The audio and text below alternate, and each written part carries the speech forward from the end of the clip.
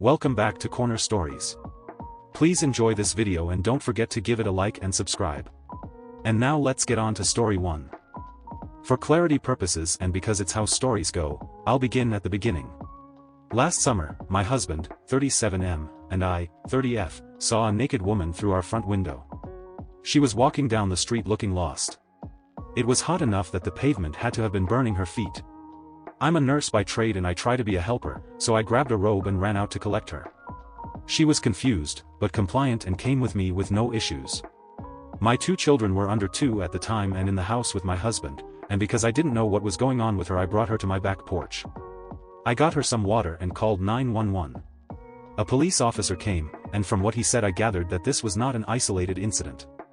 He called an ambulance, and I then learned that this woman, Laura, lives a few blocks away and has epilepsy as well as some other mental and physical health issues. She offered my robe back. I told her to keep it and take care of herself. She's carted off to the hospital and I figured that was that. A few weeks later, she comes knocking on my front door. She asked if it was me who found her, hugged me, and gave me a card that was filled with Bible verses.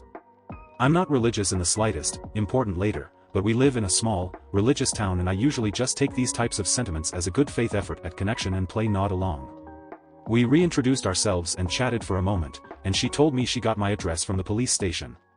She seemed harmless enough, and I figured with town being as small as it is she would have found me eventually anyway, so it didn't bother me at the time. Again, I figured that was that. No. My husband and I are big walkers. If it's nice out, we have the kids out and about in the stroller or running on the sidewalk. Laura is also a big walker out of necessity. She can't drive because of her epilepsy. She's also very lonely and likes to chat with people around town. We would stop and talk when we ran into each other. She'd coo over the kids and ask if she could give them candy. I'd tell her no, they're too little. She'd seem a tiny bit offended, but it was never a problem. Cut forward to Christmas time. We had family visiting from overseas, and who shows up at the door but Laura. We tell her we have family visiting right now and she says, "Oh great," and just walks inside. I figured just relying on social norms would cause her to come in, say happy holidays, good to see ya, and go on her way. I didn't know how to handle it in the moment, so we all just rolled with it. Nobody wanted to hurt her feelings and we know that she has no family around. She stayed for about an hour, showed endless pictures of her kids and grandkids who all live out of state, showed us their dogs, asked everyone in the room about the Lord, testified for a few minutes and then left after a gentle Midwestern nudge from my husband. Since then, the visits have been getting more and more frequent. They started off about 3 weeks apart, then 2, then weekly, and now it's a few times a week. These visits happen at all times of day, mid-morning, nap time, dinner time, after dinner time, i.e. bath and bedtime, which really threw me off. She brings the kids things they don't need, which whatever, grandma stuff. But then she started questioning us about our relationship with the Lord more frequently. We try to either dodge these questions or shut them down gently. As I said, I'm not religious. My husband isn't either, and we're raising our kids in a way that they'll hopefully choose whatever feels right to them when the time comes. Regardless, I'm not trying to change her mind on her religion and I don't want her trying to argue with me about it, especially in my own house. I digress. My kids are still 2 and under, so naps are very important in my house. She'll come to the door and knock incessantly, sometimes for minutes straight, until I answer. The second or third time she did this, after about 30 seconds of knocking, she tried the doorknob. Thank God it was locked, but I was sitting with my 2 napping babies on my lap just shaking until she finally fucked off. Needless to say, she cut a couple naps way too short and then threw off the whole house for a couple days. If you have or have ever had young children, you understand. I got fed up and started putting a sign on the door at nap time that says, "Nap time, please don't knock." This worked for a couple weeks. She'd comment on it the next time we saw her. I was gonna come visit but mommy put a sign on the door, etc. She talks to me through my 2-year-old most of the time. I've started acting like I don't hear her unless she speaks to me directly. Now to this week. She's ignoring my nap sign and knocking anyway. I ignored her and she went on her way, then came back a few hours later and knocked again. Sign was down at this point. I let her in against my better judgment, and she just keeps getting more, too, comfortable with my children. She tried to kiss them both and I had to tell her no. I eventually get her to leave. 2 days ago, I had both kids with me at a friend's house. My husband got home in that window and called me saying, "Laura's here wondering when you'll be home." She has gifts for the kids. She says she wants to see their faces when they open them. At this point, having her around makes me extremely uncomfortable and I'm actively formulating my rid ourselves of Laura plan. We didn't go home until bedtime. My husband later told me that he tried just telling her to leave the gifts and that he didn't know when I'd be home, but she kept repeating herself, wouldn't leave, and then said, "You have a phone, don't you? You can call her." He's a nice man, he doesn't want to hurt her either, so he did it. He also told me that in this conversation, he learned that she doesn't remember what gifts she gives to the kids. We've had suspicions before because she'll tell us the same story or show us the same pictures almost every time we see her, but I'm getting progressively less comfortable with this person who clearly has several screws loose or missing being around my family and in my home. Then yesterday. I knew she'd be coming around because she's persistent like that. My husband was gone all day. I was jumpy.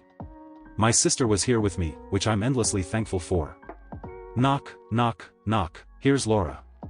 Okay.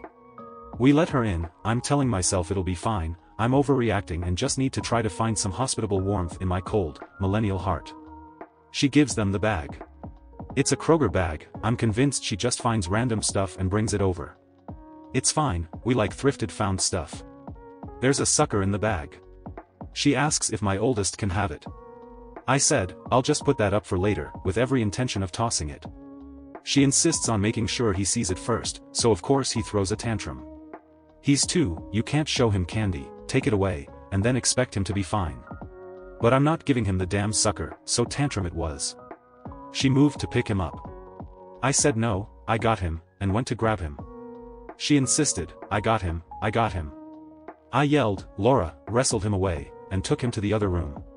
I should have told her it was time to go at that point. I don't know why I didn't. It seemed like this interaction didn't even raise her pulse or register in her mind as wrong. She stuck around for another 10 minutes. She told me my kids remind her of her grandkids. That they're so cute. That she saw them and just fell in love. I was still shaking from having to wrestle my son out of her arms moments before. I manufactured an excuse to get her out the door. I called the non-emergency line just to see if they could tell me anything about her. Come to find out, this isn't uncommon for her. She latches onto families with young kids, has no social awareness or respect for boundaries. The officer I talked to said, she's a sweet woman, and she's been harmless up to this point. She's usually reasonable when she's taking proper care of herself, but you never know with her condition. You'll just have to be very firm and direct and tell her you're uncomfortable. Fair. My issue is, how in the world do I approach this? There's no doubt in my mind that she'll come knocking again. We'll see her around town. I need to tell her that she's not welcome in my house. She's not. She crossed a huge line trying to keep my kid in her arms. I'm jumping every time I see someone walk by on the sidewalk. I'm obsessing over whether the doors and windows are locked. The kids get excited when they see her out the window, but they're tiny and don't know that nice lady who brings us presents is unhinged. How do I make it clear enough for her to understand and remember? How would you phrase it? This is a tough one. OP definitely needs to be firmer and block that pushy neighbor. What techniques could OP use to limit the neighbor's interaction with her kids? I firmly believe talking to her won't help, since she just ignore the signs. That is all we have of this story for now. Please share your thoughts in the comments, and feel free to drop a like or subscribe. Now on to story 2. I don't even know how to start. But here it goes. Me and my buddy are both in our mid-20s and work as engineers for the same company, and we've known each other since high school, and he's pretty much my best friend. We played a couple of rounds of CS tonight and we're talking via Discord. His GF works as a nurse at the night shift sometimes. We usually use this time to game. The usual stuff. After the game we decided to take a quick break for a couple of minutes, so we did the usual shit chat. We somehow talked about school and how both of us really never enjoyed their time there. As we grow up, we had both been bullied for being nerdish back in our school days. My buddy said that he hopes his daughter, who is 3F, will have a much nicer time later in school, high school, compared to him. It got to the point where we talked about all the unimportant stuff we had to learn while we were there. Well, for me, I've always disliked biology classes as I hated the teacher back then. I mean, really hated them. And I said jokingly to my buddy, trying to sound like my old teacher, the only things my 6th grade biology teacher taught us are mitochondria are the power plants of the cell, and you can tell if your mama cheated by your eye color. My buddy laughing at this point, really the eye color? And I said, yes, apparently. My buddy, how? Take me for example, I have blue eyes and so does my sister. Apparently blue eyes are what call a recessive gene. If one parent has blue eyes and the other has brown, there is only a small chance for your kid to be born with blue eyes. Well, my parents both also have blue eyes of their own. So it would be more than unlikely for me to have brown eyes. My buddy said, "The more you know," then paused for a second. Then he said, "Be right back, gotta make sure as the little one goes sleep now." After that he returned roughly a minute later and I could hear him almost sobbing. Me and my GF also both have blue eyes. But my daughter doesn't. It took me some time, but I could calm him down eventually. So after that we both spent some time googling away, but nope, blue eyes are recessive as I remembered. We found out that if both parents have blue eyes, the ratio is 99% blue eyes and 1% brown or green, so highly unlikely. My buddy quickly disconnected from the call. I tried to text and call him. But he didn't answer until 30 minutes later, saying he will call me soon. I stayed up all night telling my GF to go to bed without me. The longer I waited, I started fearing for the worst. I texted him again and again. He always answered, "He'll call me in a couple of minutes." At 5 a.m. he finally called me back and said that his GF came home at 2:30 a.m. and asked him what's wrong. He told her he's not feeling well and will soon get back to bed. He waited until she was asleep to call me back. He told me he will take a paternity test behind her back to have something official to slap in her face. Then he started to cry and I drove to his place to pick him up and we went to a late-night drive-through and grabbed something to eat. I've never seen my best friend like this and I feel like I'm the one responsible for crushing his world. He told me that he wanted to propose to her on Valentine's Day. But that's off the table. I dropped him off 2 hours later at his place. He said he will call me tomorrow. Now I'm typing this out laying in my bed next to my GF who slept the whole time, unable to sleep.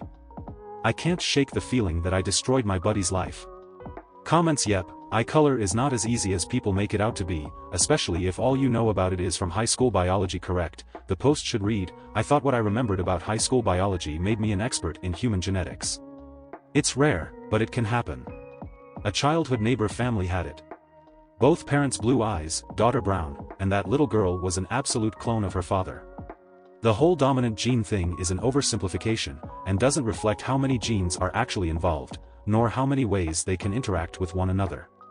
Apparently, if the parents with blue eyes have a certain combination of genes between them, there's a 1/4 chance for each child they have to get brown eyes, so not so rare after all in that regard if at first the two wrong people meet.